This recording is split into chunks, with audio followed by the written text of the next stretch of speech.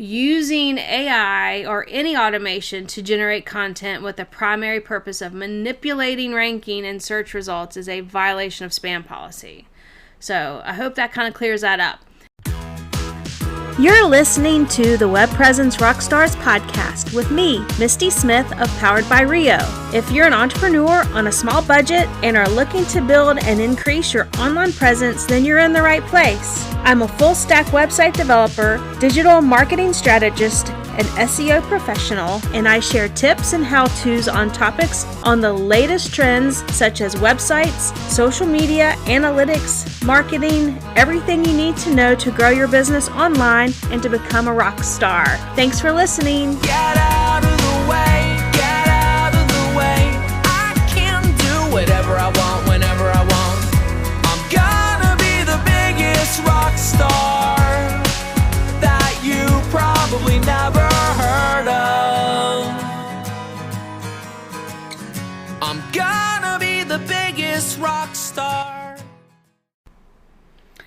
Hey y'all, welcome back to another episode of the Web Presence Rockstars podcast with me, Misty Smith of Powered by Rio. I hope you guys have been well. I know it's been 2 months. Wow, 2 months since I had my last episode. And yeah, I've been doing a lot of things since then. I know I always say that, but I really have.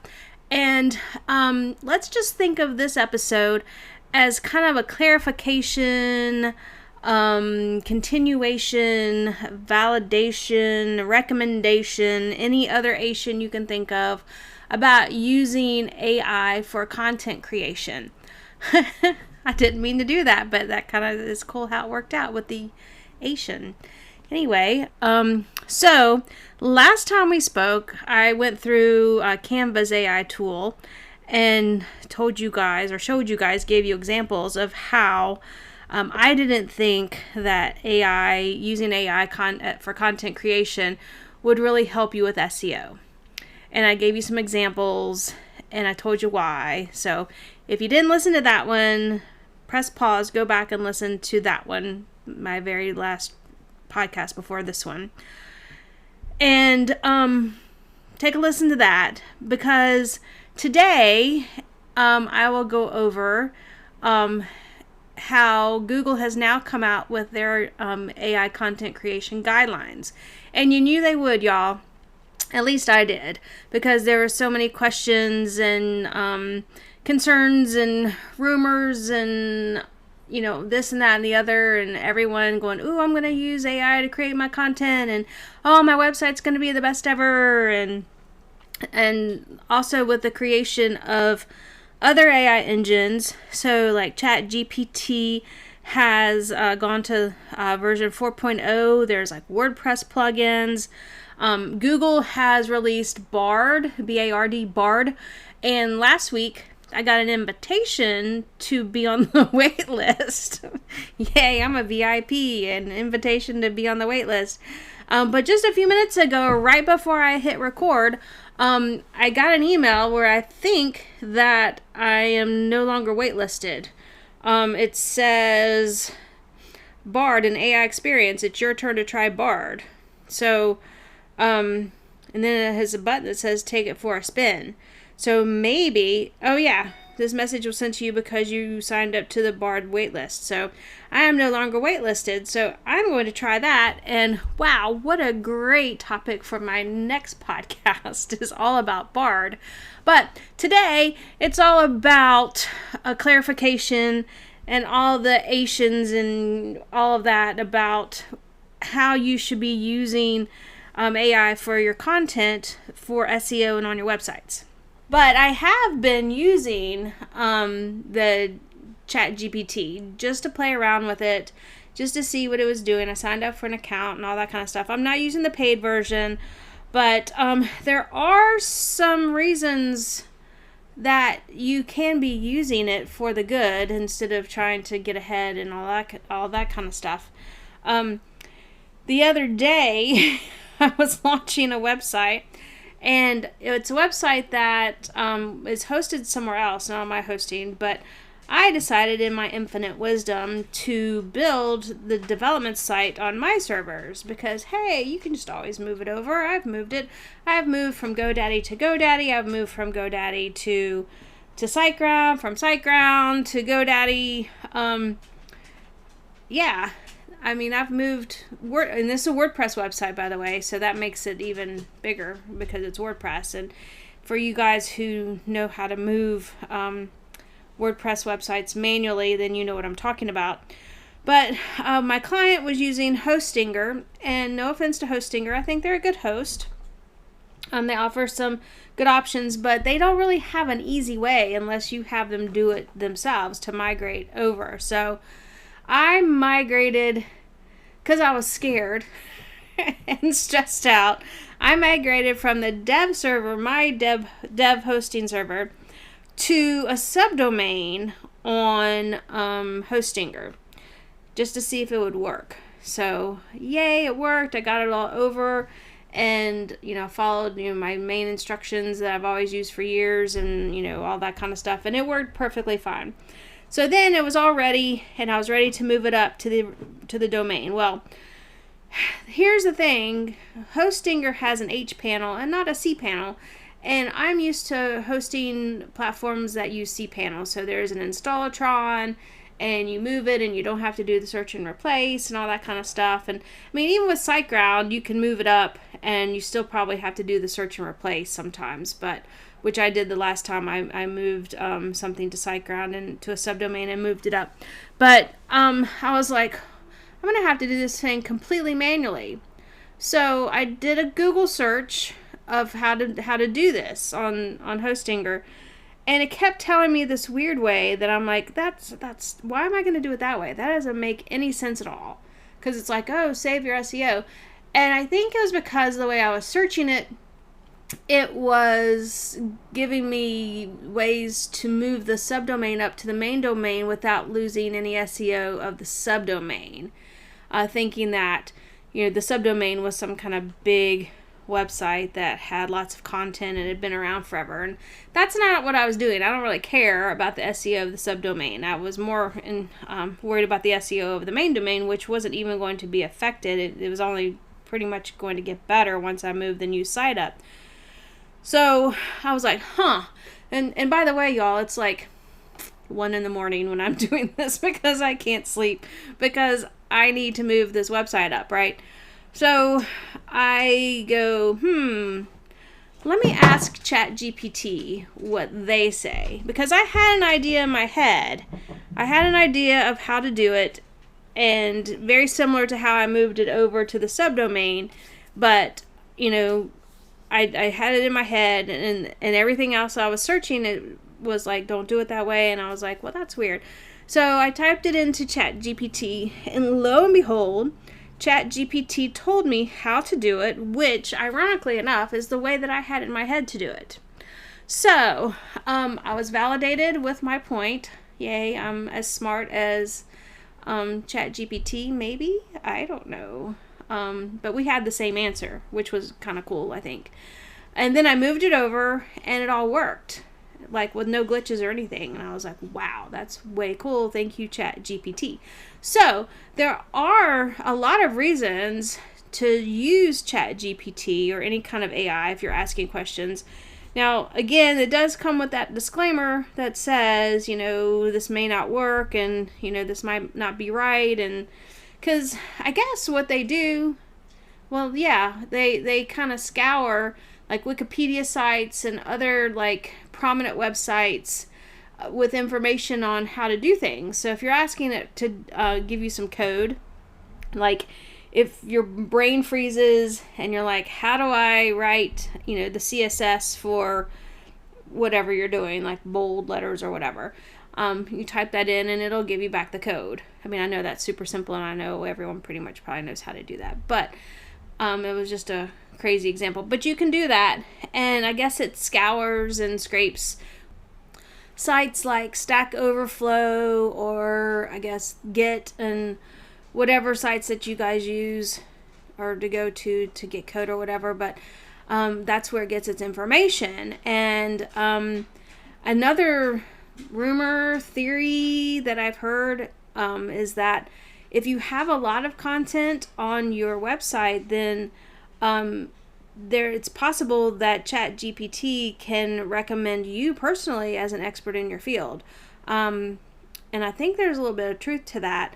If anyone is a follower or a membership with John Loomer, he's like the Facebook guru guy. He was saying that he got at least one member from them signing up for his membership by putting in who is the expert in Facebook ads and Facebook marketing, and I guess GPT said John Loomer, so that person went right over and signed up for his membership. So he goes back for years. He's got probably 10 years worth of blog posts and content about Facebook. So depending on your website, and if you blog or if you have information or if you've been around a while or whatever, you could potentially come up in a ChatGPT result.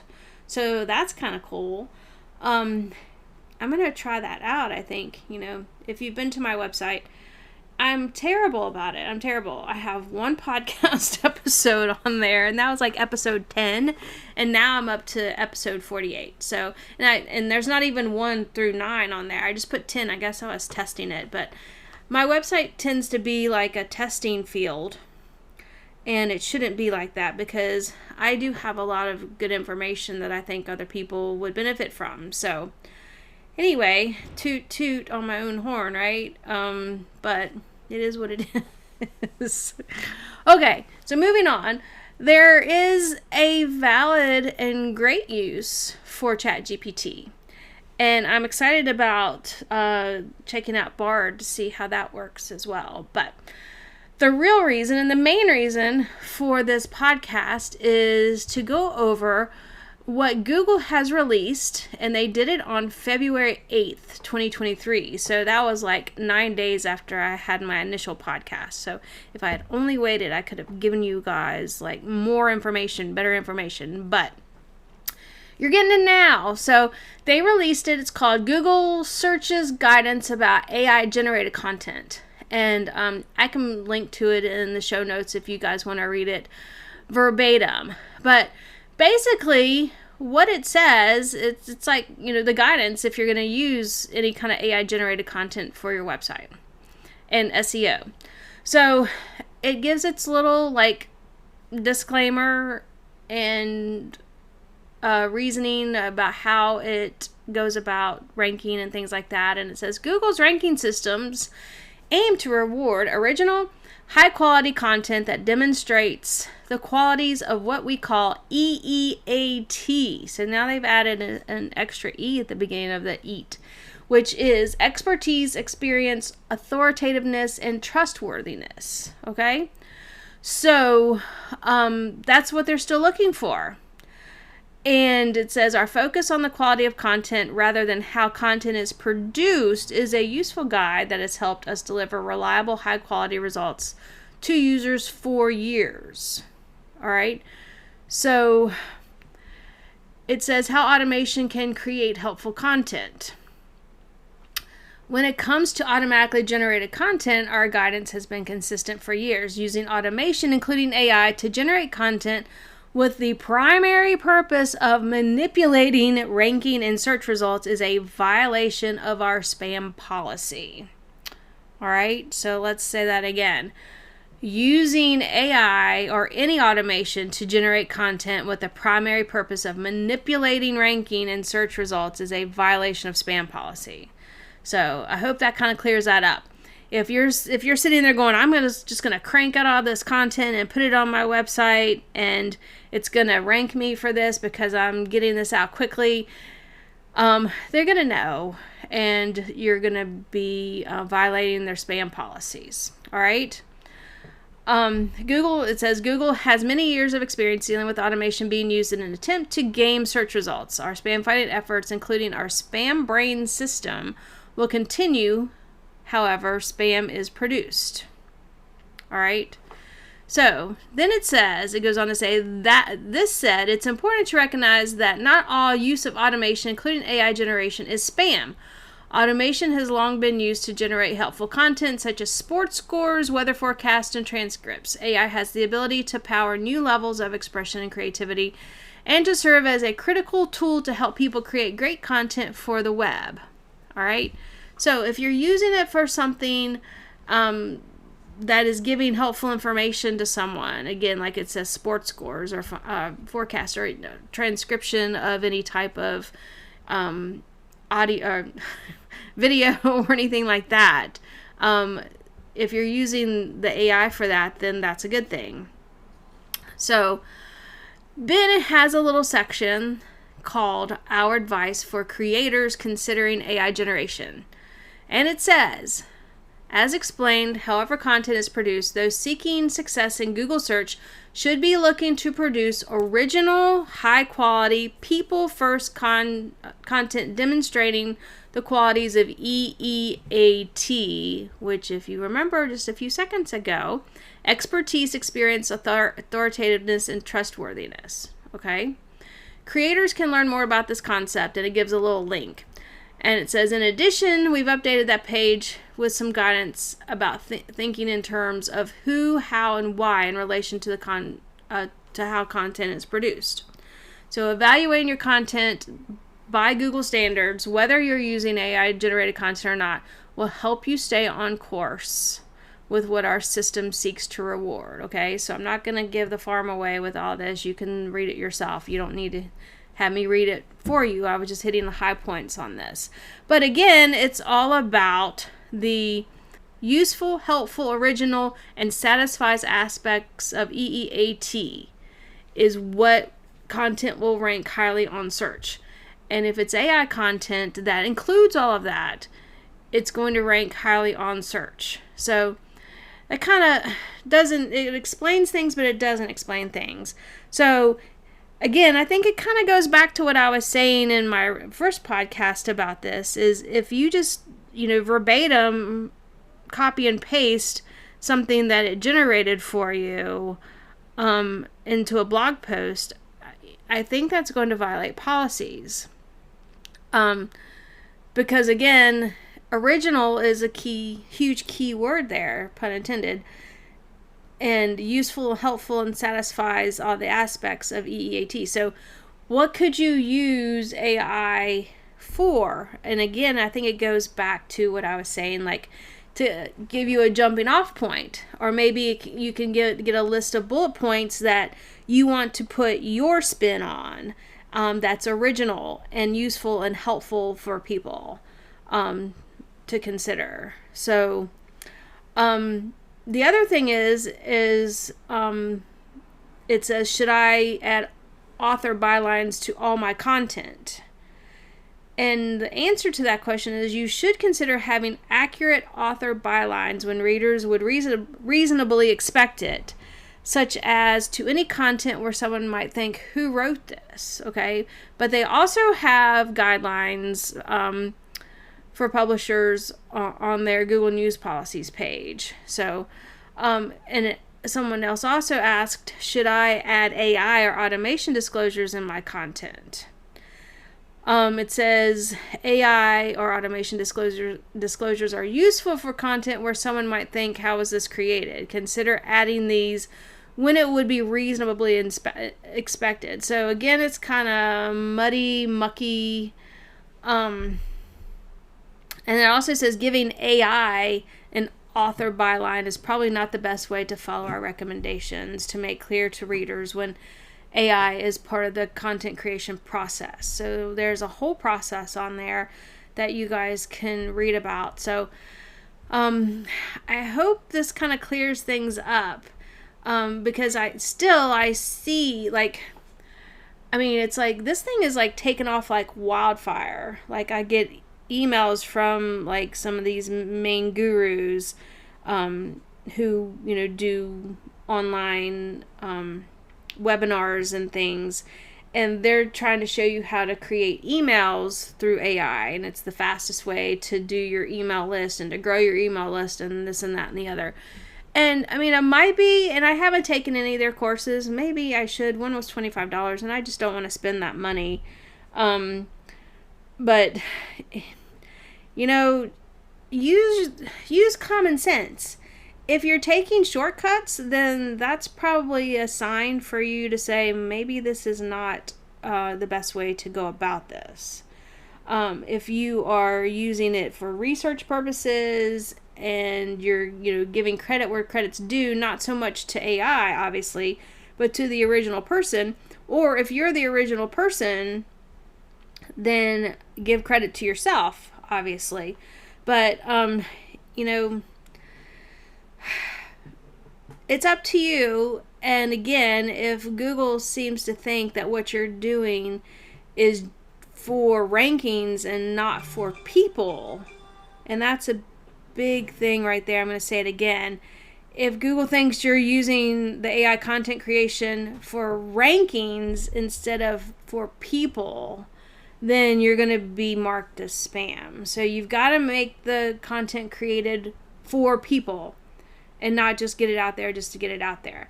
Now, there was a link in here that I clicked on this article, and it's in our How Search Works site. And it was kind of interesting. They had a little 2-minute video that went through, and Google actually uses real people to validate the authentication and trustworthiness and information on like specific websites.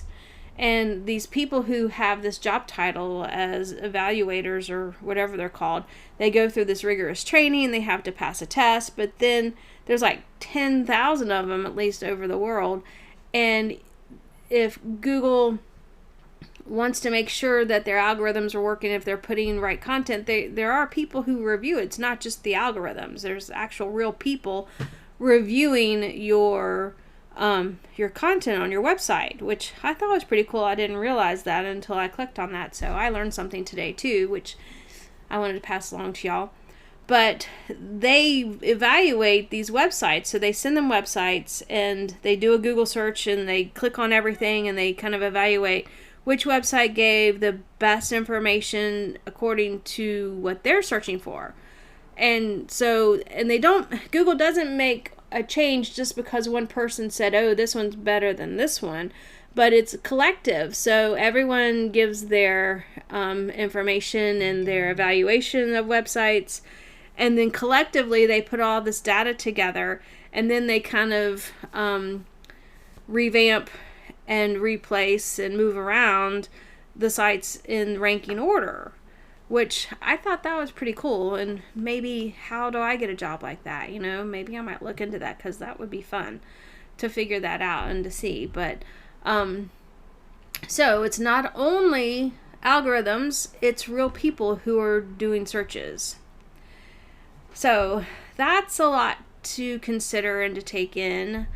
And it's something that I would totally have you consider before you start,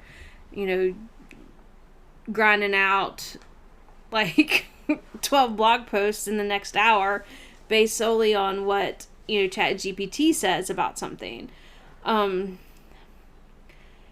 Even if you got information from ChatGPT, if you can put your own spin on it, then that's going to be...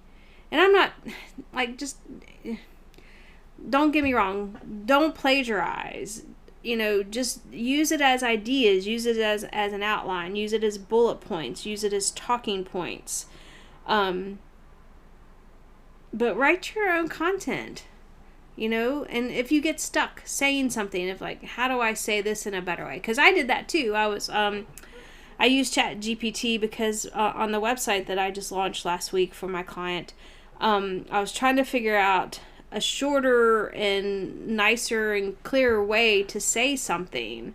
So I said, how do I say this better? And I typed in what I was trying to say, and it came back with some examples. So that's kind of cool. I mean, you can use it, how do you spell this? What's, thesaurus? What's another word for this? There's lots of ways to use it.